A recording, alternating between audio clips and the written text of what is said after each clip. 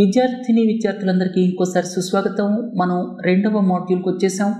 మొదటి మాడ్యూల్లో ఇండియన్ ఎకానమీకి సంబంధించినటువంటి కొన్ని కాన్సెప్ట్స్ మీకు ఎక్స్ప్లెయిన్ చేశాను. రెండవ మాడ్యూల్లో సైన్స్ అండ్ టెక్నాలజీకి సంబంధించినటువంటి కొన్ని ముఖ్యమైన విషయాల్ని మీకు ఎక్స్ప్లెయిన్ చేయడానికి ప్రయత్నం చేస్తాను. ఇంతకుముందు చెప్పినట్లుగా 50 మాడ్యూల్స్ ఏవైతే ఉన్నాయో 20 సైన్స్ అండ్ టెక్నాలజీలో ప్రొడ్యూస్ చేస్తాను. 15 ఎకానమీ, 15 ఇండియన్ కాన్స్టిట్యూషన్, ఇవన్నీ ఆల్టర్నేట్గా ఉంటాయన్నమాట. నిన్న ఎకానమీకి సంబంధించి ప్రొడ్యూస్ చేశాను. ఇవాళ సైన్స్ అండ్ టెక్నాలజీ, అలాగే సోమవారం నాడు ప్రొడ్యూస్ చేయబోయేటువంటి మాడ్యూల్ ఏదైతే ఉందో అది ఇండియన్ కాన్స్టిట్యూషన్కి సంబంధించి. తర్వాత ఇంకొక ముఖ్యమైన విషయం ఏంటంటే, మొదటి మాడ్యూల్ ఇండియన్ ఎకానమీకి సంబంధించి ప్రొడ్యూస్ చేసిన తర్వాత చాలామంది స్టూడెంట్స్ కొన్ని స్లైడ్స్ ఇస్తే బాగుంటుంది అని చెప్పి సజెస్ట్ చేశారు.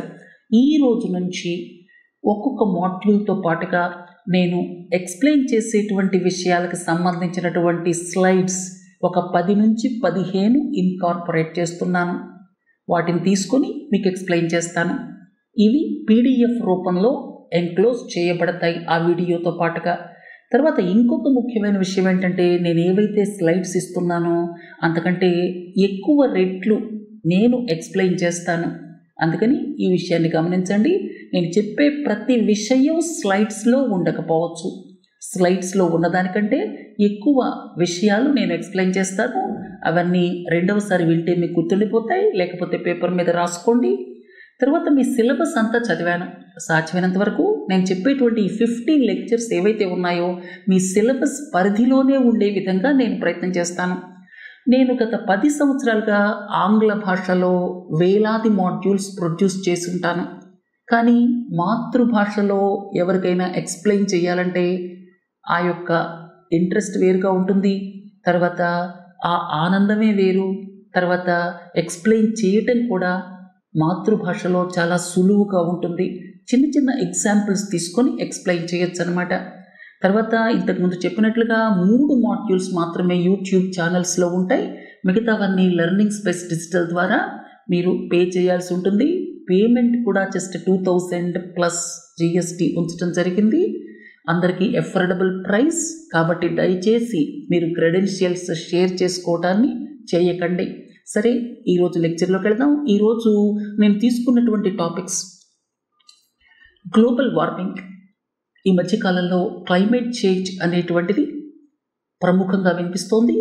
అసలు ఈ క్లైమేట్ చేంజ్ అంటే ఏమిటి? ఈ మధ్య జరిగినటువంటి బాకు COP29 గురించి, అక్కడ తీసుకున్న డెసిషన్స్ గురించి ఎక్స్ప్లెయిన్ చేస్తాను. అంతకంటే ముఖ్యంగా అసలు ఈ గ్లోబల్ వార్మింగ్కి సంబంధించి గ్రీన్ హౌస్ గ్యాసెస్, అసలు గ్రీన్ హౌస్ ఎఫెక్ట్ అంటే ఏమిటి, ఇవన్నీ మీకు చిన్న చిన్న ఉదాహరణలతో ఎక్స్ప్లెయిన్ చేస్తాను. అంతేకాకుండా రెన్యూవబుల్ ఎనర్జీ అనేటువంటిది కూడా మీ సిలబస్లో ప్రముఖంగా కనిపించింది. రెన్యూవబుల్ ఎనర్జీకి సంబంధించి కొన్ని స్లైడ్స్ కూడా ఈరోజు ఇంక్లూడ్ చేశాను. తర్వాత ఇలా 20 మాడ్యూల్స్లో మనం సాధ్యమైనంత వరకు సిలబస్ని కవర్ చేయడానికి ప్రయత్నం చేస్తాను. సరే, ఈ గ్లోబల్ వార్మింగ్కి సంబంధించి అసలు ఈ గ్రీన్ హౌస్ ఎఫెక్ట్ అంటే ఏమిటి, దీని గురించి తెలుసుకుందాం. సూర్యకిరణాలు భూమి మీదకి వస్తాయి. భూమి మీదకి వచ్చినప్పుడు ఒకవేళ ఐస్ మీద పడ్డాయనుకుందాం, స్నో మీద కానీ ఐస్ మీద కానీ పడ్డాయనుకుందాం, ఎక్కువ శాతం రిఫ్లెక్ట్ అయిపోయి వెళ్ళిపోతాయి. 80%, 90% రిఫ్లెక్ట్ అయిపోయి వెళ్ళిపోతాయి. అందుకే ఐస్కి, స్నోకి ఆల్బెడో ఎక్కువ ఉంటుంది అంటాం. అదే భూమి మీద పడ్డాయనుకోండి, రాళ్ళు రప్పల మీద పడ్డాయనుకోండి, పర్వతాల మీద పడ్డాయనుకోండి, అవి అబ్సార్బ్ ఎక్కువ చేస్తాయి. సూర్యకిరణాలు భూమి మీద పడినప్పుడు భూమికి ఉన్నటువంటి జియోలాజికల్ ఫీచర్స్ని బట్టి అవి అబ్సార్బ్ చేస్తాయి. ఒకవేళ ఐస్ మీద పడితే ఎక్కువ భాగం రిఫ్లెక్ట్ అయిపోయి వెళ్ళిపోతాయి. అదే ఒక కొండ పర్వతం మీద పడినాయి అనుకోండి, అక్కడ ఉన్నటువంటి ఆ సాయిల్ టెక్స్చర్ని బట్టి రాయ రప్ప వాటిని బేస్ చేసుకొని అవి అబ్సార్బ్ చేస్తాయి. అప్పుడు ఆల్బెడో తగ్గుతుందనమాట. ఆల్బెడో ఎక్కువ ఉందంటే అర్థం ఏమిటి? ఎక్కువ కిరణాలు రిఫ్లెక్ట్ అయిపోయి వెళ్ళిపోతున్నాయి అని అర్థం అనమాట. సరే, సూర్యకిరణాలు వచ్చేటప్పుడు మీ అందరికీ తెలుసు, ముఖ్యంగా విజిబుల్ లైట్ వేవ్ లెంగ్త్స్లో, విజిబుల్ లైట్ మనకు కనిపించేటువంటి వేవ్ లెంగ్త్లో, అలాగే అల్ట్రావైలెట్కి సంబంధించిన కొన్ని కిరణాలు, అల్ట్రావైలెట్లో కూడా అన్నీ రావు. అల్ట్రావైలెట్ బి ఉందనుకోండి, ఓజోన్ పొర అబ్జార్బ్ చేసేస్తుంది. అల్ట్రావైలెట్ ఏ డైరెక్ట్గా వచ్చేస్తాయి. అల్ట్రావైలెట్ బిని ఓజోన్ పొర అబ్జార్బ్ చేసేస్తుంది. ఓజోన్ పొర ఎక్కడుంటుంది? స్ట్రాటోస్ఫియర్లో 15 నుంచి 30 కిలోమీటర్ల హైట్లో ఓజోన్ లేయర్ ఉంటుంది. ఆ ఓజోన్ లేయర్ ఈ అల్ట్రావైలెట్ బి రేస్ని అబ్జార్బ్ చేస్తుంది. ఒకవేళ ఓజోన్ లేయర్ అబ్జార్బ్ చేయలేదనుకోండి, అప్పుడు ఏమవుతుంది చెప్పండి? ఆ అల్ట్రావైలెట్ బి రేస్ వచ్చేసి మనకి స్కిన్ క్యాన్సర్స్ కలుగ చేయొచ్చు, క్యాటరాక్ట్ డిసీజెస్ కలుగ చేయొచ్చు, పంటల్ని నాశనం చేయొచ్చు, మెరైన్ లైఫ్ ఎఫెక్ట్ అవ్వచ్చు. అందుకే ఓజోన్ లేయర్ అంటార్కిటికాలో అంతరించిపోతున్నటువంటి సమయంలో ఒక కన్వెన్షన్ బట్టి తర్వాత ప్రపంచవ్యాప్తంగా ఒక సక్సెస్ఫుల్ ఎక్స్పెరిమెంట్ చేయడం జరిగింది. దాని గురించి నేను ఇంకొక లెక్చర్లో చెప్తాను, ఓజోన్ లేయర్ గురించి. సరే, అసలు విషయానికి వద్దాం. ఇప్పుడు ఈ విజిబుల్ లైట్ అలాగే అల్ట్రావైలెట్లో అవన్నీ కూడా వచ్చి భూమిని తాకుతాయి. భూమిని తాకిన తర్వాత ఆ భూమికి ఉన్నటువంటి ఏదైతే కంపోజిషన్ ఉందో దాన్ని బట్టి అవి రిఫ్లెక్ట్ అయిపోయి వెళ్ళిపోతాయి. అయితే వచ్చిన సమస్యలా ఏంటంటే కొన్ని కిరణాలని భూమి అబ్జార్బ్ చేస్తుంది. భూమి అబ్జార్బ్ చేసిన తర్వాత మళ్ళీ అది వేడిని రిలీజ్ చేస్తుంది. దాన్ని ఏమంటారంటే ఇన్ఫ్రారెడ్ రేడియేషన్ అంటారు. మీకు ఒక చిన్న ఉదాహరణ చెప్తాను. మీరు నిప్పుల దగ్గర కూర్చోండి. అంతకుముందు బాగా బొగ్గు ఏదైతే వుడ్ని కాల్చారో వుడ్ని బర్న్ చేసిన తర్వాత నిప్పులు ఉన్నాయనుకోండి, నిప్పుల దగ్గర మీరు దూరంగా కూర్చోండి. మీకు వేడి వస్తుంది. ఆ వేడి ఎలా వస్తుంది? ఇన్ఫ్రారెడ్ రేడియేషన్ అనగానే వేడిని బయటికి పంపించడం అన్నమాట. మన భూమి కొన్ని సూర్యకిరణాలని అబ్జార్బ్ చేసుకున్న తర్వాత అది గ్రాడ్యువల్గా ఆ హీట్ని ఇన్ఫ్రారెడ్ వేవ్స్ రూపంలో రిలీజ్ చేస్తుంది. ఇన్ఫ్రారెడ్ వేవ్స్ అంటే ఏం లేదు, కొంచెం వేవ్ లెంగ్త్ ఎక్కువ ఉంటుంది. విజిబుల్ లైట్ వేవ్ లెంగ్త్ ఎంత? 400 నుంచి 750 నానోమీటర్స్ అనుకుంటాను కదా. ఇవి 750 నానోమీటర్స్ కంటే ఎక్కువ ఉండేటువంటివి అన్నమాట. సో అందుకని ఏదైతే మనకి ఈ వేడి రిలీజ్ అవుతుందో అది ఇన్ఫ్రారెడ్ రేడియేషన్ రూపంలో రిలీజ్ అవుతుంది. ఆ రిలీజ్ అయినటువంటిది అంటే మీకు ఇక్కడ ముఖ్యంగా అర్థం చేసుకోవాల్సింది ఏంటంటే, చాలామంది ఏమనుకుంటారంటే సూర్యకిరణాలు వస్తున్నాయి, కొన్ని రిఫ్లెక్ట్ అయ్యి వెళ్ళిపోతున్నాయి, వాటిని కార్బన్ డైఆక్సైడ్ అబ్జార్బ్ చేస్తుందేమో అనుకుంటున్నారు. కాదు, వాటిని కార్బన్ డైఆక్సైడ్ చాలా తక్కువ అబ్జార్బ్ చేస్తుంది. కానీ సమస్యలా ఎక్కడొచ్చిందంటే ఇన్ఫ్రారెడ్ రేస్. భూమి సూర్యకిరణాలని అబ్జార్బ్ చేసుకున్న తర్వాత రెగ్యులర్గా హీట్ని ఇన్ఫ్రారెడ్ రేస్ రూపంలో, ఇన్ఫ్రారెడ్ వేవ్స్ రూపంలో రిలీజ్ చేస్తూ ఉంటుంది. దాన్ని వాతావరణంలో ఉన్నటువంటి గ్రీన్ హౌస్ గ్యాసెస్ పట్టుకుంటాయన్నమాట. దాన్నే మనం గ్రీన్ హౌస్ ఎఫెక్ట్ అంటాం. ఇక ఈ గ్రీన్ హౌస్ గ్యాసెస్ ఏమిటి? అన్ని గ్యాసులు పట్టుకుంటాయంటే అన్నీ పట్టుకో. అయితే ఇక్కడ ముఖ్యంగా మీకు 2 చెప్పాలి. వాటర్ వేపర్, నీటి ఆవిరి ఏదైతే ఉందో అది గ్రీన్ హౌస్ గ్యాస్. ఇలాంటి ఇన్ఫ్రారెడ్ వేవ్స్ని అది పట్టుకుంటుంది. భూమి వేడెక్కిపోతుంది, టెంపరేచర్ పెరిగిపోతుంది. అలాగే గ్రౌండ్ లెవెల్ ఓజోన్ కొన్ని ప్రత్యేకమైనటువంటి పరిస్థితుల్లో గ్రౌండ్ లెవెల్ ఓజోన్ ఫామ్ అవుతుంది. ఇండస్ట్రియల్ ఎమిషన్స్ అంటే ఈ nitrogen oxides, volatile organic compounds, sunlight, అలాంటి పరిస్థితుల్లో గ్రౌండ్ లెవెల్ ఓజోన్ ఫామ్ అవుతుంది. ఆస్థమాటిక్ పేషెంట్స్ చాలా ఇబ్బంది పడతారు. ఈ గ్రౌండ్ లెవెల్ ఓజోన్ అలాగే వాటర్ వేపర్ ఈ రెండు కూడా green house gases. Ground level ozone అలాగే వాటర్ వేపర్. కానీ ఈ రెండింటిని మనం నార్మల్గా కన్సిడరేషన్లోకి తీసుకోం. ఎందుకంటే అవి ఎక్కువ కాలం ఉండవు, వాతావరణంలో మారిపోతూ ఉంటాయి. గ్రౌండ్ లెవెల్ ఓజోన్ కొన్ని గంటలు ఉండొచ్చు, అలాగే వాటర్ వేపర్ కాన్స్టెంట్గా ఉండదు. సో ఈ రెండింటిని మనం గ్రీన్ హౌస్ గ్యాసెస్ అయినప్పటికీ కూడా వాటి ఇంపాక్ట్ని పరిగణలో తీసుకోం. ఇక వేటి మూలంగా మనకి వాతావరణం వేడెక్కుతుంది? మెయిన్లీ కార్బన్ డైఆక్సైడ్ మూలంగా వాతావరణం వేడెక్కుతుంది. రెండోది మిథేన్, మూడోది నైట్రస్ ఆక్సైడ్.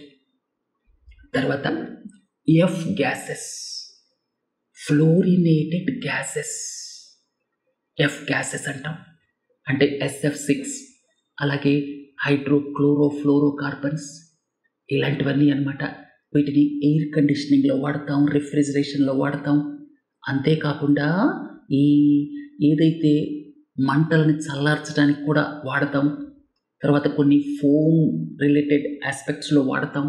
ఇవన్నీ ఫ్లోరినేటెడ్ గ్యాసెస్ అంటాం, ఎఫ్ గ్యాసెస్ అంటాం. ఉదాహరణకి SF6, NF3, తర్వాత పెర్ క్లోరో ఫ్లోరిన్ అట్లాంటివి ఉన్నాయన్నమాట, PFCs అంటాం. సో ఇలాంటి కాంపోనెంట్స్ అన్నీ ఎఫ్ గ్యాసెస్ అంటాం. కాబట్టి గ్రీన్ హౌస్ గ్యాసెస్, భూమి ఏదైతే ఇన్ఫ్రారెడ్ రేడియేషన్ రిలీజ్ చేస్తుందో, అబ్సార్బ్ చేసినటువంటి వేడిని నెమ్మదిగా రిలీజ్ చేస్తుందో, దాన్ని పట్టుకునేటువంటి గ్యాస్లు, ఒకటేమో వాటర్ వేపర్, రెండోదేమో గ్రౌండ్ లెవెల్ ఓజోన్. ఈ రెండింటిని మనం పరిగణలోకి తీసుకోం, ఎందుకంటే అన్సర్టన్, అన్ని టైమ్స్లో ఉండకపోవచ్చు. ఆ తర్వాత 4 ముఖ్యమైనవి. ఒకటి కార్బన్ డైఆక్సైడ్, రెండోది మిథేన్, మూడోది నైట్రస్ ఆక్సైడ్, నాలుగోది ఎఫ్ గ్యాసెస్, ఫ్లోరినేటెడ్ గ్యాసెస్. అర్థమైంది కదా? సో ఈ 4టిని ప్రముఖంగా మనం గ్రీన్ హౌస్ గ్యాసెస్ అంటాం. అంటే వాతావరణంలో అవి ఉండటం వల్ల ఈ ఇన్ఫ్రారెడ్ వేవ్స్ ఏవైతే ఉన్నాయో వాటిని అవి అబ్జర్వ్ చేసి వాతావరణాన్ని, అంటే క్లైమేట్ చేంజ్కి దారితీస్తాయి, టెంపరేచర్ పెరగటానికి దారితీస్తాయి. ఇంకొక ముఖ్యమైన విషయం మీకు చెప్పాలి. 18వ శతాబ్దం దాకా, 18వ శతాబ్దం నుంచే కదా మనం ఈ కోల్ బర్నింగ్ కానీ, లేకపోతే 20వ శతాబ్దానికి వచ్చేసరికి క్రూడ్ ఆయిల్ బర్నింగ్ కానీ ఇవన్నీ మొదలుపెట్టింది. కోల్ బర్నింగ్ ద్వారా ఇండస్ట్రియలైజేషన్కి బ్రిటన్ లాంటి దేశాల్లో ఊతం ఎప్పుడు ఇచ్చారు? 19వ శతాబ్దంలో ఇచ్చారు. అంటే గత 100-200 సంవత్సరాల నుంచి మనం వీటిని బర్న్ చేయటం మొదలెట్టాం. వీటిని బర్న్ చేయటం వల్ల ప్రముఖంగా రిలీజ్ అయ్యేది కార్బన్ డైఆక్సైడ్. అర్థమైంది కదా? ఫాసిల్ ఫ్యూయల్ బర్నింగ్ మూలంగా కార్బన్ డైఆక్సైడ్ రిలీజ్ అవుతుంది. ఇక కార్బన్ డైఆక్సైడ్ విషయానికి వచ్చేసరికి దాదాపు 10,000 సంవత్సరాలు, మీ అందరికీ తెలుసు అగ్రికల్చర్ స్టార్ట్ అయింది 10,000 సంవత్సరాల క్రితం. ఆల్మోస్ట్ 10,000 సంవత్సరాల పాటు వాతావరణంలో 300 పార్ట్స్ పర్ మిలియన్ ఉంది. 300 పార్ట్స్ పర్ మిలియన్, అరౌండ్ 300, 280, 320 అట్లా. ఈ ఇండస్ట్రియలైజేషన్ స్టార్ట్ అవ్వటానికి ముందు కూడా 280 పార్ట్స్ పర్ మిలియన్ ఉంది. ఇప్పుడు ఎంత అయిందో తెలుసా? 420 పార్ట్స్ పర్ మిలియన్ అయింది. 50% పెరిగింది. ఎందుకని పెరిగింది కార్బన్ డైఆక్సైడ్? ఎందుకంటే మనం కోల్ బర్నింగ్, 19వ శతాబ్దం నుంచి కోల్ బర్నింగ్, ఆ తర్వాత క్రూడ్ ఆయిల్, పెట్రోల్, డీజిల్, వీటన్నిటినీ బర్న్ చేసి మన పని మనం గడుపుకుంటున్నాం. వాతావరణంలో కార్బన్ డైఆక్సైడ్ పెరుగుకుంటూ పోయింది. 420కి వెళ్ళింది. 280 నుంచి 50% పెరిగింది పార్ట్స్ పర్ మిలియన్. మీరు చిన్నప్పుడు టెక్స్ట్ బుక్స్లో చదివే ఉంటారు. నైట్రోజన్ వాతావరణంలో 78%, ఆక్సిజన్ 21%, కార్బన్ డైఆక్సైడ్ 0.03% అని చెప్పి ఆ టెక్స్ట్ బుక్స్లో ఇప్పటికీ 0.03% అనే రాస్తున్నారు. 0.03% అంటే ఎంత? 300 పార్ట్స్ పర్ మిలియన్. కానీ 0.04 కూడా దాటింది. కానీ ఆ టెక్స్ట్ బుక్స్ని రివైజ్ చేయటం లేదు. సో 420 పార్ట్స్ పర్ మిలియన్కి చేరుకున్నాం. ఎందుకనంటే ఫాసిల్ ఫ్యూయల్ బర్నింగ్ మూలంగా. సో గ్లోబల్ వార్మింగ్కి ప్రధాన కారణం కార్బన్ డైఆక్సైడ్. ఇప్పుడు ఈ కార్బన్ డైఆక్సైడ్ ఎమిషన్స్ని తగ్గించడానికి ప్రయత్నాలు చేస్తున్నాం. అందుకే థర్మల్ పవర్ బదులుగా సోలార్ ఎనర్జీ గురించి థింక్ చేస్తున్నాం, విండ్ పవర్ గురించి థింక్ చేస్తున్నాం, పెట్రోల్ వెహికల్ బదులుగా ఎలక్ట్రిక్ వెహికల్ గురించి ఆలోచిస్తున్నాం, గ్రీన్ హైడ్రోజన్ గురించి ఆలోచిస్తున్నాం. దానికి కావలసినటువంటి ఎలక్ట్రిసిటీని మనం ఈ సోలార్, విండ్ నుంచి తీసుకోవాలని ప్రయత్నం చేస్తున్నాం. సో ఇట్లా రకరకాల మార్పులకి దారి తీయటానికి కారణం ఏంటంటే కార్బన్ డైఆక్సైడ్ పెరిగిపోవటం వాతావరణంలో, అలాగే మిథేన్ పెరిగిపోవటం, నైట్రస్ ఆక్సైడ్ పెరిగిపోవటం, ఫ్లోరినేటెడ్ గ్యాసెస్ ఎఫ్ గ్యాసెస్ పెరిగిపోవటం, వీటన్నిటి మూలంగా ప్రీ ఇండస్ట్రియల్ పీరియడ్తో పోలిస్తే టెంపరేచర్ దాదాపుగా 1.4-1.5 డిగ్రీ సెల్సియస్ పెరిగింది. ప్యారిస్ క్లైమేట్ ప్యాక్ట్ ఏదైతే ఉందో, ప్యారిస్ క్లైమేట్ ప్యాక్ట్లో డెసిషన్ ఏం తీసుకున్నారంటే 1.5 డిగ్రీ సెల్సియస్కి మనం కంట్రోల్ చేయాలి, తప్పనిసరి అయితే 2 డిగ్రీ సెల్సియస్ దాకా వెళ్ళాలి. ఎందుకంటే ఈ టెంపరేచర్ దాటి 3 డిగ్రీస్ 4 డిగ్రీస్ 5 డిగ్రీస్కి వెళ్ళిపోయింది అనుకోండి, ఏది ప్రీ ఇండస్ట్రియల్ పీరియడ్తో పోలిస్తే 4-5 డిగ్రీలు 3 డిగ్రీలు ఆ ప్రాంతానికి వెళితే ఏమవుతుందంటే రన్అవే క్లైమేట్ చేంజ్ అయిపోతుంది. రన్అవే క్లైమేట్ చేంజ్ అంటే మనం ఏం చేయలేము. అప్పుడు ఇంకా ప్రకృతి వైపరీత్యాలు విపరీతంగా పెరిగిపోతాయి. రాబోయే తరాలు ఎలా జీవిస్తాయో చాలా కష్టమైపోతుంది. అందుకే కార్బన్ డైఆక్సైడ్ ఎమిషన్స్ని తగ్గించాలి, మిథేన్ ఎమిషన్స్ని తగ్గించాలి, నైట్రస్ ఆక్సైడ్ ఎమిషన్స్ని తగ్గించాలి, ఎఫ్ గ్యాసెస్ ఎమిషన్స్ని తగ్గించాలి. వీటన్నిటిని మిటిగేషన్ అంటామన్నమాట. అర్థమైంది కదా? ఇది దీని కథ. అయితే కార్బన్ డైఆక్సైడ్ ప్రముఖంగా రిలీజ్ అయ్యేది ఫాసిల్ ఫ్యూయల్ బర్నింగ్, రెండోది డీఫారెస్టేషన్, ల్యాండ్ యూజ్ చేంజ్, ఫారెస్టుల్ని నరికేసి పంటలు సాగు చేసామనుకోండి, ఫారెస్టుల్ని నరికేసి మైనింగ్ చేసామనుకోండి, అప్పుడు ఆ ఫారెస్ట్లో ఉన్నటువంటి కార్బన్ అంతా బయటకు వచ్చేస్తుంది. ఫారెస్ట్ అంటే ఏమిటి? కార్బన్ స్టాక్, అదంతా బయటకు వచ్చేస్తుంది. సో ల్యాండ్ యూజ్ చేంజ్ కూడా అనదర్ కారణం. ఇక మిథేన్ రిలీజ్కి ఏమిటి కారణాలు? మిథేన్ న్యాచురల్గా మిథేన్ వెట్లాండ్స్ నుంచి రిలీజ్ అవుతుంది. ఇక ఆంథ్రోపోలాజికల్ సోర్సెస్ విషయానికి వస్తే రైస్ కల్టివేషన్ మనం ఎలా కల్టివేట్ చేస్తాం చెప్పండి? ఎప్పుడు నీళ్లు నిల్వ ఉంటాయి, వాటర్ లాగింగ్, అందులో మెథనోజెనిక్ బ్యాక్టీరియా ఉంటుంది, అది రిలీజ్ చేస్తుంది మిథేన్ని. అలాగే క్యాటిల్, ఒక ఆవు ఉందనుకోండి, అది నెమరు వేసుకునే క్రమంలో మిథేన్ రిలీజ్ అవుతుంది. అలాగే మిగతా sources sewage dump, animal manure, ఇవన్నీ కూడా మిథేన్ రిలీజ్ అవ్వటానికి కారణాలన్నమాట. ఇక నైట్రస్ ఆక్సైడ్ ఎలా రిలీజ్ అవుతుంది? నైట్రస్ ఆక్సైడ్ ప్రముఖంగా ఫెర్టిలైజర్స్, అగ్రికల్చరల్ ఆపరేషన్స్ మూలంగా రిలీజ్ అవుతుంది. మనం యూరియా వాడతాం, ఎక్కువగా యూజ్ చేసే ఫెర్టిలైజర్ యూరియానే కదా. యూరియాలో 46% నైట్రోజన్ ఉంటుంది. ఇక ఆ నైట్రోజన్లో అంతా అబ్జార్బ్ అవ్వదు, పంటలకి ఒక 30% అబ్జార్బ్ అవుతుంది. దాన్ని నైట్రోజన్ యూజ్ ఎఫిషియన్సీ అంటాం. మిగతాది ఏమవుతుందంటే నైట్రేట్స్ రూపంలో వాటర్ బాడీస్లోకి వెళుతుంది. వాటర్ బాడీస్లో నైట్రేట్స్, ఫాస్ఫేట్స్ ఇవి ఎక్కువైపోవటం వల్ల అక్కడ ఆల్గల్ గ్రోత్ ఎక్కువైపోతుంది. దాని మూలంగా మనం చాలా డిజాస్ట్రస్ కాన్సిక్వెన్సెస్ చూస్తున్నాం. ఆక్సిజన్ డిప్లీషన్ జోన్స్ చూస్తున్నాం ఓషన్స్లో, సీస్లో.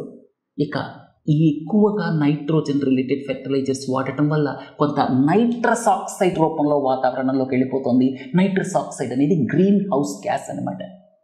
ఇక F gases, fluorinated gases, హైడ్రోఫ్లోరోకార్బన్స్, chlorofluorocarbons అయితే మనం కంట్రోల్ చేస్తాం. మీ అందరికీ తెలుసు క్లోరోఫ్లోరోకార్బన్స్ సిఎఫ్సిస్ వాడటం వల్ల ఓజోన్ పొర దెబ్బతింటుంది అని చెప్పి మనం గ్లోబల్ కన్వెన్షన్ ఏర్పాటు చేసుకుని, అది నెక్స్ట్ లెక్చర్లో నేను మాట్లాడతాను. మనం క్లోరోఫ్లోరోకార్బన్స్ని కంట్రోల్ చేసి వాటి స్థానంలో ఎయిర్ కండిషనింగ్, రిఫ్రిజిరేషన్లో హైడ్రోఫ్లోరోకార్బన్స్ తీసుకొచ్చాం. కానీ హైడ్రోఫ్లోరోకార్బన్స్ thousands of times global warming potential కలిగి ఉన్నాయన్నమాట. అర్థమైందా? సో అందుకని థర్డ్ ఏంటంటే ఫ్లోరినేటెడ్ గ్యాసెస్, ఎఫ్ గ్యాసెస్, హైడ్రోఫ్లోరోకార్బన్స్, వాటిని కూడా కంట్రోల్ చేయడానికి మనం కెగాలి అమెండ్మెంట్ తీసుకొచ్చాం. అది ఈసారి లెక్చర్లో చెప్తాను. తర్వాత SF6 అంటే రెన్యూవబుల్ ఎనర్జీ చాలా చోట్ల ప్రొడ్యూస్ అవుతుంది. దాన్ని గ్రిడ్కి కనెక్ట్ చేసే క్రమంలో మనకి SF6 అనేది వాడతాం. అలాగే NF3 వాడతాం. ఇట్లా PFCs వాడతాం. పెర్ఫ్లోరోకార్బన్స్ అనుకుంటాను. ఇవన్నీ కూడా గ్రీన్ హౌస్ గ్యాసెస్, వీటన్నిటిని కలిపి ఎఫ్ గ్యాసెస్ అంటారు. సో ప్రధానంగా carbon dioxide, nitrous oxide, then methane రెండోది, మూడోది నైట్రస్ ఆక్సైడ్, నాలుగోది ఎఫ్ గ్యాసెస్. మీకు ఒక స్లైడ్ చూపిస్తాను, దేని కాంట్రిబ్యూషన్ ఎంత అనేది మీకు ఒక స్లైడ్లో చెప్తాను. గత 30 సంవత్సరాల నుంచి యాంథ్రోపోజెనిక్ గ్రీన్ హౌస్ గ్యాస్ ఎమిషన్స్కి సంబంధించినటువంటి స్లైడ్ అనమాట. ఇవన్నీ మీకు ఇవ్వడం జరుగుతుంది పీడిఎఫ్లో. ఈ స్లైడ్స్లో ఉన్నవి మళ్ళీ ఒకసారి చదువుకోండి. ఇవాళ నుంచి ప్రతిరోజు మీకు స్లైడ్ ఇవ్వడం జరుగుతుంది. తర్వాత ఇదేమో carbon dioxide, burning of the fossil fuels. ఇక రెండోదేమో మిథేన్ ఇది. ఇక మూడోదేమో నైట్రస్ ఆక్సైడ్, ఇది నైట్రస్ ఆక్సైడ్. తర్వాత ఇక్కడ ఈ ఏదైతే ఉందో ఈ పైన ఇది carbon dioxide from land use change and forestry. ప్రముఖంగా మీరు ఇక్కడ చూడొచ్చు కార్బన్ డైఆక్సైడ్ షేరే ఎక్కువ. అయితే ఇంకొక ముఖ్య విషయం ఏంటంటే నైట్రస్ ఆక్సైడ్, మిథేన్లు కార్బన్ డైఆక్సైడ్తో పోలిస్తే తక్కువ ఉన్నప్పటికీ కూడా వాటికి గ్లోబల్ వార్మింగ్ పొటెన్షియల్ ఎక్కువ. గ్లోబల్ వార్మింగ్ పొటెన్షియల్ అంటే కార్బన్ డైఆక్సైడ్తో కంపేర్ చేసి 100 సంవత్సరాల కాల పరిమితిని తీసుకొని క్యాలిక్యులేట్ చేస్తారు. అలా చేసినప్పుడు మిథేన్ ఏదైతే ఉందో దాని గ్లోబల్ వార్మింగ్ పొటెన్షియల్ దాదాపు 30 రెట్లు ఎక్కువ కార్బన్ డైఆక్సైడ్తో పోలిస్తే. నైట్రస్ ఆక్సైడ్ దాదాపు 250 నుంచి 300 టైమ్స్ ఎక్కువ అనమాట. ఇంకొక ముఖ్య విషయం ఏంటంటే మిథేన్ అనేది వాతావరణంలో 12 సంవత్సరాలు ఉంటుంది, కార్బన్ డైఆక్సైడ్ వందలాది సంవత్సరాలు, వేలాది సంవత్సరాలు ఉంటుందన్నమాట. అర్థమైంది కదా. సో ఇంకొక ముఖ్యమైనటువంటి స్లైడ్ కూడా మీకు చూపిస్తాను. ఇక్కడ చూడండి, primary energy demand world wide, ప్రపంచవ్యాప్తంగా ప్రైమరీ ఎనర్జీ డిమాండ్ మీరు చూస్తే ఇక్కడ బ్లాక్గా ఉన్నది ఆయిల్, తర్వాత ఇదేమో కోల్, ఇదేమో న్యాచురల్ గ్యాస్. అంటే మన ప్రైమరీ ఎనర్జీ డిమాండ్ ఏమిటి, సెకండరీ డిమాండ్ ఏమిటి? మనం ఎలక్ట్రిసిటీ ప్రొడ్యూస్ చేస్తాం, ఎలక్ట్రిసిటీని యూజ్ చేసుకొని మనం ఇంట్లో లైట్లు వేసుకుంటాం. ఆ ఎలక్ట్రిసిటీ అనేది ప్రైమరీ ఎనర్జీ కింద రాదు. ఆ ఎలక్ట్రిసిటీని ప్రొడ్యూస్ చేయడానికి మనం వాడినటువంటి కోల్ ఏదైతే ఉందో అది ప్రైమరీ కింద వస్తుంది అనమాట. తర్వాత మీరు ఇక్కడ గమనిస్తే ఎనర్జీ సెక్టర్ మూలంగా green house gas emissions globally బాగా రిలీజ్ అవుతున్నాయి. Energy sector is the main reason అనమాట. అంటే పవర్ సెక్టర్, ఇండస్ట్రీ సెక్టర్, తర్వాత ట్రాన్స్పోర్ట్ సెక్టర్, ఇవి ప్రధాన కారణాలు అన్నమాట.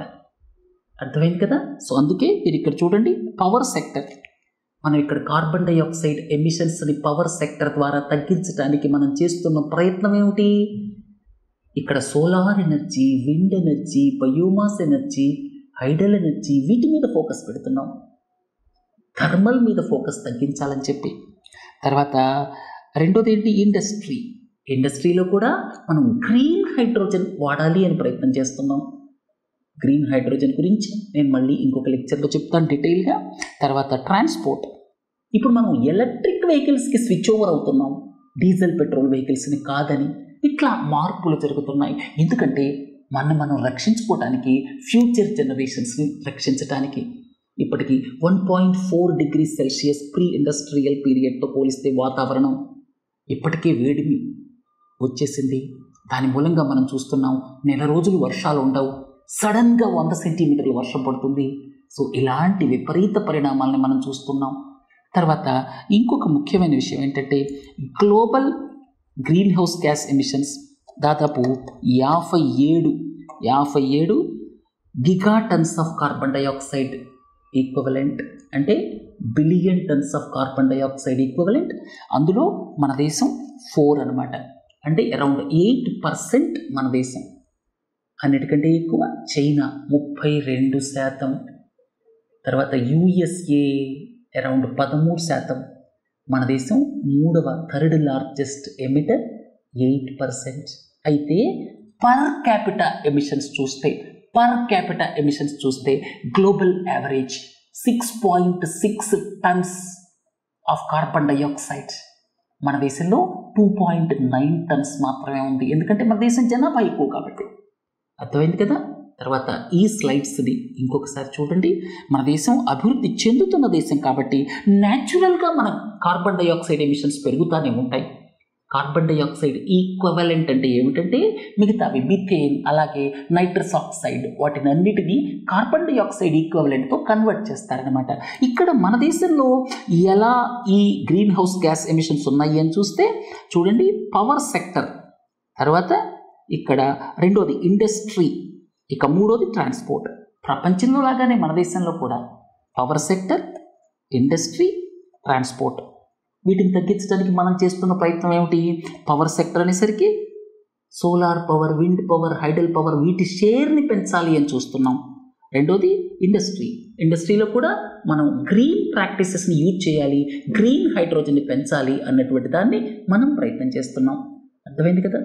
గ్లోబల్ వార్మింగ్ గురించి మీకు డీటెయిల్స్ అన్నీ ఎక్స్ప్లెయిన్ చేసిన తర్వాత ఇక అసలు దీనికి సంబంధించిన ఆరిజిన్ ఎప్పుడు అని చూస్తే 1992కి మనం వెళ్ళాలి. రియో డి జనీరో బ్రెజిల్లో ఉన్నటువంటి నగరం. అక్కడ మొదటిసారి ప్రపంచంకి సంబంధించినటువంటి ఎన్విరాన్మెంటలిస్ట్స్ కూర్చున్నారు. Rio de Janeiro earth summit అంటారు దాన్ని.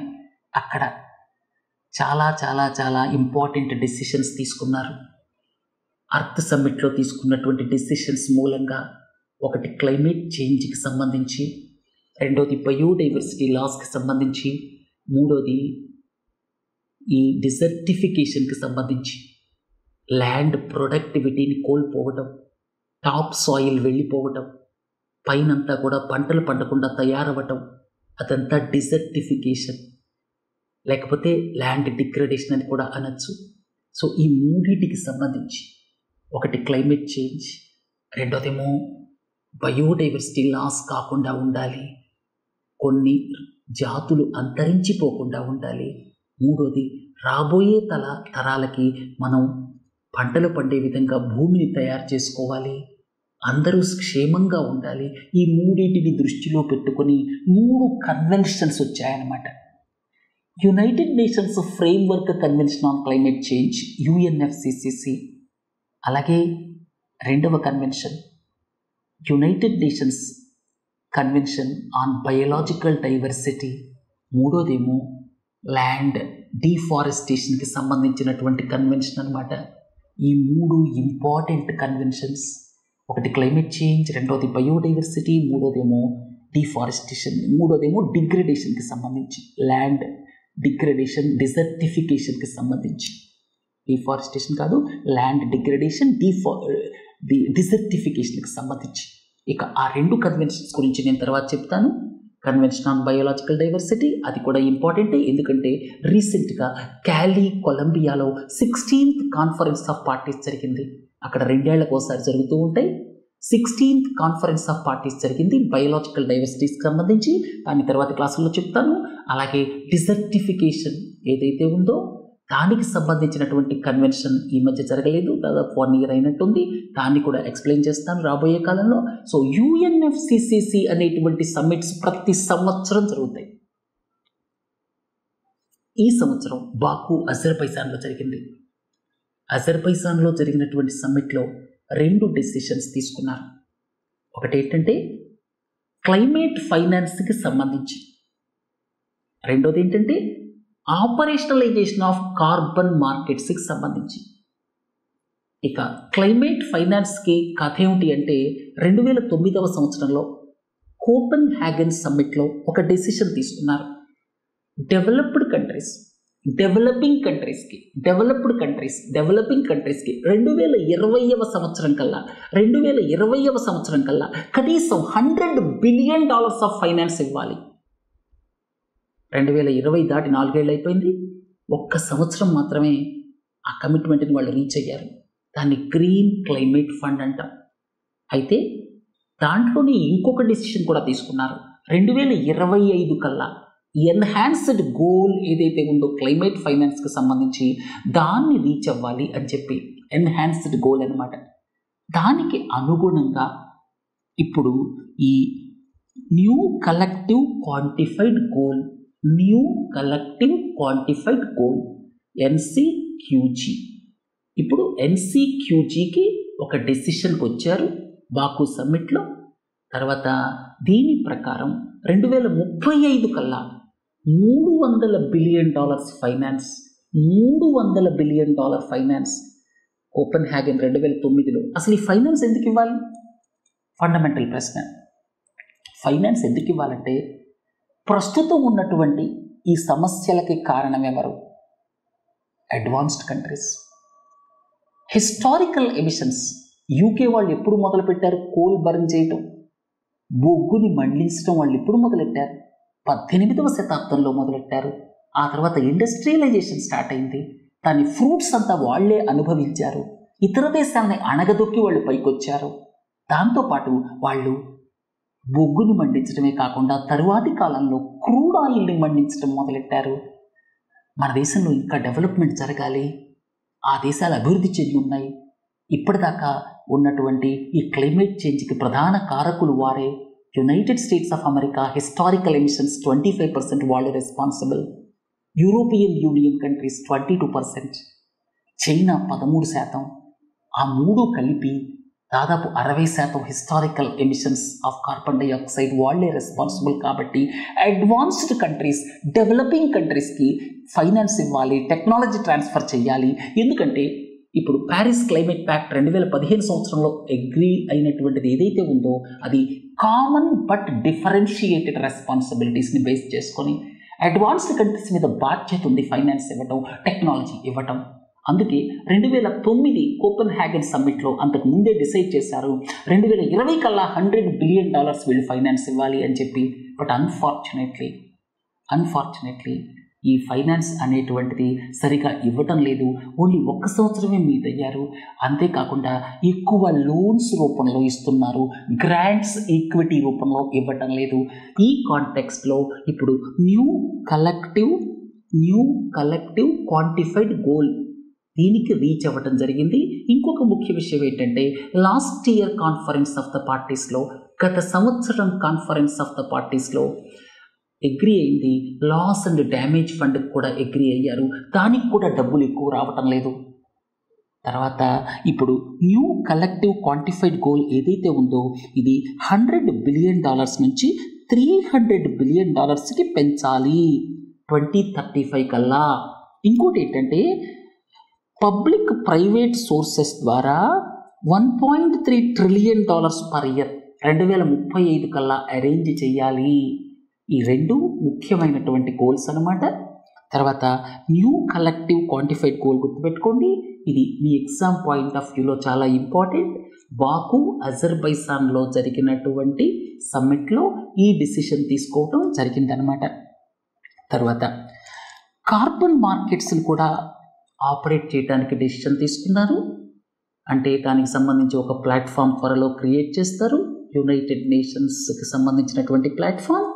తర్వాత కార్బన్ మార్కెట్స్కి సంబంధించి ఈ ఆర్టికల్ 6 ప్రొవిజన్స్ ఇక్కడ ఇవ్వటం జరిగింది. ఈ మూడింటిని మీరు చదవండి. కొన్ని గ్రూప్ 2 ఎగ్జామ్ దృష్టిలో గుర్తుపెట్టుకోవాల్సిన అవసరం ఉంటుంది. ఎందుకంటే ఒక్కొక్కసారి స్టేట్మెంట్ బై స్టేట్మెంట్ ఎగ్జామ్లో ఇవ్వటం జరుగుతుంది. అంతేకాకుండా ఇంకొక ముఖ్య విషయం ఏంటంటే మన దేశం సబ్మిట్ చేసినటువంటి అప్గ్రేడెడ్ నేషనల్లీ డిటర్మైన్డ్ కాంట్రిబ్యూషన్స్ ఎన్డీసీస్ ఏవైతే ఉన్నాయో అవి 5 ఉన్నాయి.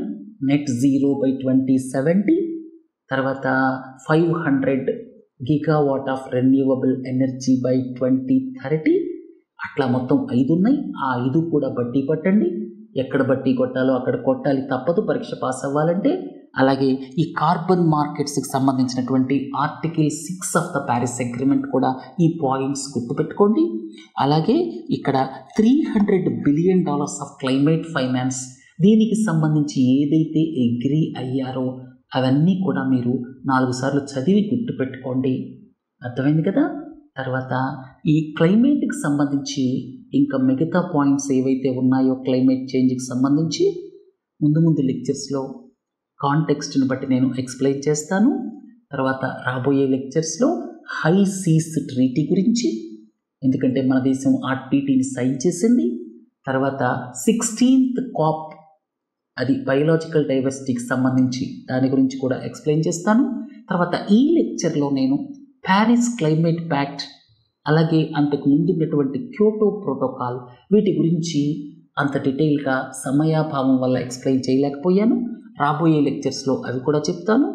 తర్వాత ప్రముఖంగా నేను ఇక్కడ గ్లోబల్ వార్మింగ్ ప్రాసెస్ ఏమిటి, గ్రీన్ హౌస్ ఎఫెక్ట్ అంటే ఏమిటి, గ్రీన్ హౌస్ గ్యాసెస్ ఏవేమిటి, వేటిని కన్సిడరేషన్లోకి తీసుకుంటారు, వేటి గ్లోబల్ వార్మింగ్ పొటెన్షియల్ ఎంత, ఇలాంటి వాటి మీద కాన్సన్ట్రేట్ చేశాను. తర్వాత బాకులో జరిగినటువంటి COP29లో తీసుకున్నటువంటి 2 ముఖ్యమైన విషయాలు మీకు చాలా ఇంపార్టెంట్. ఒకటి న్యూ కలెక్టివ్ క్వాంటిఫైడ్ గోల్, రెండోది ఆపరేషనలైజేషన్ ఆఫ్ కార్బన్ మార్కెట్స్. ఇక్కడ ఇచ్చిన స్లైడ్స్లో ఉన్న పాయింట్స్ చదవండి. అలాగే COP28లో గత సంవత్సరం ఒక డెసిషన్ తీసుకున్నారు, అది loss and damage fund create చేయడానికి. సో దానికి సంబంధించినటువంటి పాయింట్స్ కూడా గుర్తుపెట్టుకోండి. అలాగే మన దేశం రివైజ్డ్ NDCsలో ఇచ్చినటువంటి కమిట్మెంట్స్ 5, అవి కూడా ఇంపార్టెంట్. అవి మీరు ఒకసారి సెర్చ్ చేసి ఆ 5 పాయింట్స్ గుర్తుపెట్టుకోండి. తర్వాత ఇప్పుడు దీని తర్వాత మీకు దీని గురించి ఎక్స్ప్లెయిన్ చేశాను. ప్రపంచవ్యాప్తంగా రిలీజ్ అవుతున్నటువంటి greenhouse gases carbon dioxide ఈక్వలెంట్లో కొలుస్తాం. అవి 57 గిగాటన్స్ అంటే billion tons of carbon dioxide equivalent. మన దేశం రిలీజ్ చేసేది 4. మన దేశానికి సంబంధించినటువంటి ఈ గ్రీన్ హౌస్ గ్యాసెస్ ఏవైతే ఉన్నాయో అవి 2023లో 6.1% పెరిగాయి. మన దేశం లాంటి డెవలపింగ్ కంట్రీస్లో డెవలప్మెంట్ నీడ్స్ ఎక్కువ ఉంటాయి కాబట్టి న్యాచురల్ పెరగటం అనేది United states of America, Europe లాంటి కాంటినెంట్స్లో అవి ఆల్రెడీ డెవలప్ అయి ఉన్నాయి కాబట్టి అక్కడ గ్రీన్ హౌస్ గ్యాసెస్ వాళ్ళు ఎక్కువ తగ్గించగలరు. కాబట్టి మన దేశానికి సంబంధించి ఇది న్యాచురల్ ప్రోగ్రెషన్. తర్వాత ఇది కంప్లీట్ అయిన తర్వాత ఇంకా చాలా ముఖ్యమైన విషయాలు ఉన్నాయి. రెన్యూవబుల్ ఎనర్జీకి సంబంధించినటువంటి స్లైడ్స్ ఉన్నాయి.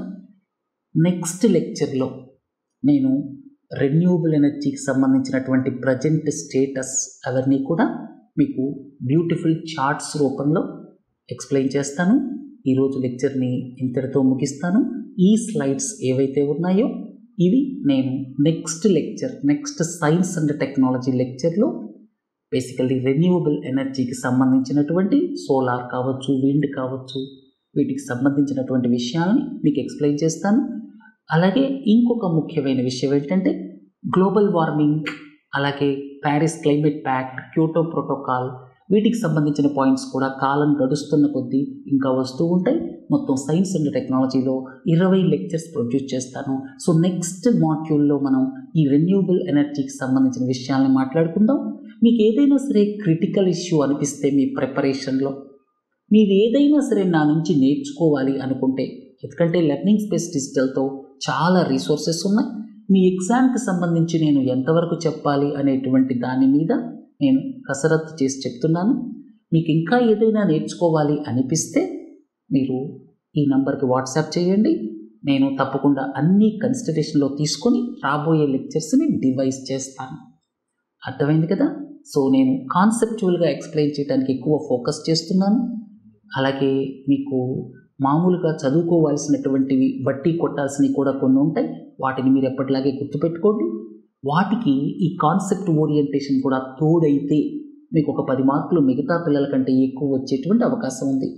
అన్ని ఫ్యాక్ట్స్ అన్నీ కూడా నేను చెప్తూ కాన్సెప్ట్స్ చెప్పకపోయినా కూడా అది కరెక్ట్ కాదు. ఎక్కువ ఫోకస్ నేను కాన్సెప్ట్స్ అలాగే ఈ మెకానిజమ్స్ ఏవైతే ఉన్నాయో, అంటే ఈ మధ్య కాలంలో జరిగిన సంఘటనలకు సంబంధించినటువంటి పాయింట్స్, ఎవరు చెప్పనటువంటి విషయాలను నేను ఎక్స్ప్లెయిన్ చేయడానికి ప్రయత్నం చేస్తాను. సరే, రెన్యూవబుల్ ఎనర్జీ గురించి వచ్చే లెక్చర్లో నేర్చుకుందాం. ఈరోజు లెక్చర్ని ఇంతటితో ముగిద్దాం. నమస్తే.